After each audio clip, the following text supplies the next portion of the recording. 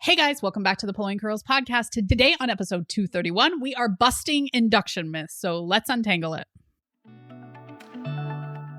Hi, I'm Hilary, a serial overcomplicator. I'm also a nurse, mom to three, and the curly head behind Pulling Curls and the Pregnancy Nurse. This podcast aims to help us stop overcomplicating things and remember how much easier it is to keep things simple. Let's smooth out those snarls with Pregnancy and Parenting Untangled, the Pulling Curls podcast.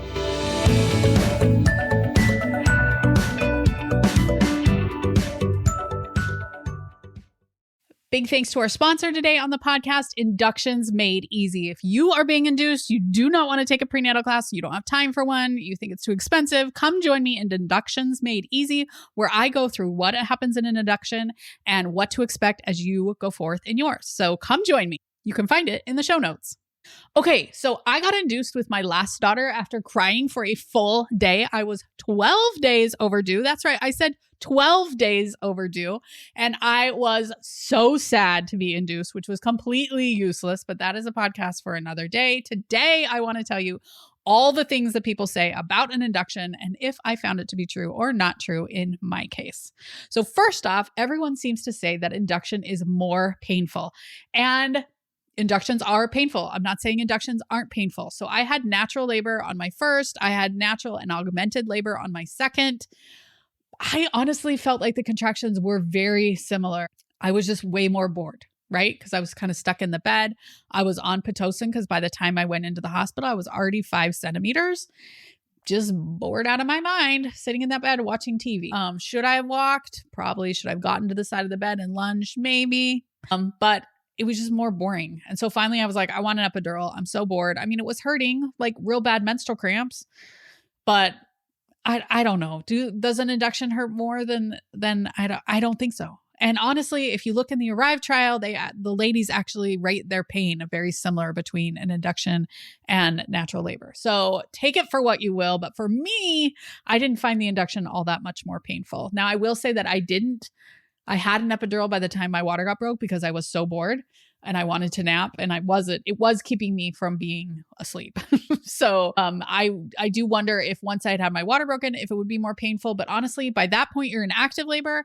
And as a nurse watching induction versus non-induction, I think that is very similar once you get into active labor. Just personal opinion. Okay, second one is that inductions take a long time. Now, there are inductions that take a long time. I am here to tell you that some people need to be looking at like a 3-day induction.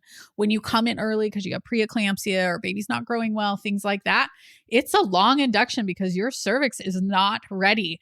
But my induction, if I had let them break my water, probably would have been like 3 or 4 hours because I went in, I just kind of futzed around. They kept trying to break my water. Again, I was 5 centimeters. Once they broke my water, I had the baby within a couple hours, I believe. So inductions can be really long, but if your cervix is favorable, it's likely not going to be super long. That being said, you honestly never know. Sometimes people come in at a 5 and it just takes kind of a long time to get going, kind of how you react to the meds at that case. But sometimes it doesn't take very long. And I've definitely gotten a patient at 7 and delivered them before I was done at 7. That being said, I've also had patients that I've seen like 3 days in a row because their induction is so long. So while it can be true, it's not true all the time. And sometimes your induction can be nice and short.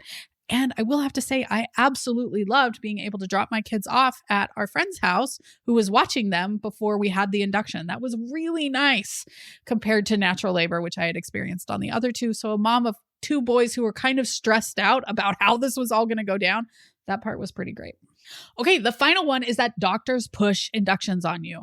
Doctors offer inductions. Now, the choice that you make is really up to you. And I would look at it as if your doctor is offering an induction. Now, they may offer pretty strongly. They think your blood pressure is too high. You really need to get things going. But sometimes they're just like, well, you could have an induction. You could not. You guys should check out my episode that I did with my OBGYN friend where we talked about how sometimes an induction is not clear cut, but we think that we should give you the option because maybe it would be better if baby came out. Same thing with if your doctor gets an ultrasound result that baby's a little bit big. It really is their job to say, well, baby looks like it could be a little bit big. Would you like to get induced early? Now, they may not term it that way. They may say, I think you should get induced. We have a spot for your induction Monday at 8 a.m. How are you okay with that? right? And then at that point, your job is to say, okay, what are you seeing? What are you seeing that I should have an induction, right? And then your provider can wrestle it out with you. Not wrestle, but you guys can go back and forth and decide what really is best for you. Can we wait? What would be the problem with waiting? Can we monitor me while I'm waiting? Because if they think something's wrong with a baby, could we do NSTs and BPPs in between to wait till your cervix is a little bit more favorable? So talk with your provider about all those different things. I have to say my doctor offered it once and I was like, no. And then she offered it again and I was like, come on, no. And she sat down and she told me all the reasons that I should probably be induced. I had a previous 9-pound baby last time. I had a 4th-degree tear with my first one. I had glucose intolerance with this pregnancy. I was this many days overdue, which I knew was not awesome. So she just laid it out. And then I made the choice myself. And that is always how it happens. Even if you feel like your provider is pushing you into an induction, it is ultimately your choice. Your provider is not going to come to your house and pick you up.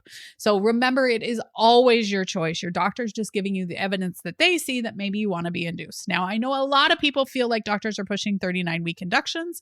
And again, you're lucky if your provider does offer it, because there's a lot of people who are like, my provider won't allow 39-week inductions, usually due to the hospital. So, if they offer it at 39 weeks for no particular reason, that's just ACOG says they should. So if you're like, my cervix is still closed, I think I'm going to wait. They're like, great, let's move on. So don't feel like your doctor's pushing it. Even if you feel like they're being pushy, remember it's just them offering and you get to make the choice for yourself. Thanks for joining me on this episode. I hope you guys enjoyed it. Of course, come join me in the online prenatal class for couples where we have a whole section on inductions. We have a whole chapter, bonus video on provider communication. I think you guys will absolutely love it and it will help you to make choices with your provider instead of feel like they're pushing things on you. Stay tuned. We have some great episodes coming up. Next week, I'm going to talk about how I stopped freaking out so much about family travel. And then the week after that, we're talking about postpartum preeclampsia, which is really important. So I hope you guys join me then. Thanks for joining us on the Pulling Curls podcast today. If you liked today's episode, please consider reviewing, sharing, subscribing. It really helps our podcast grow. Thank you.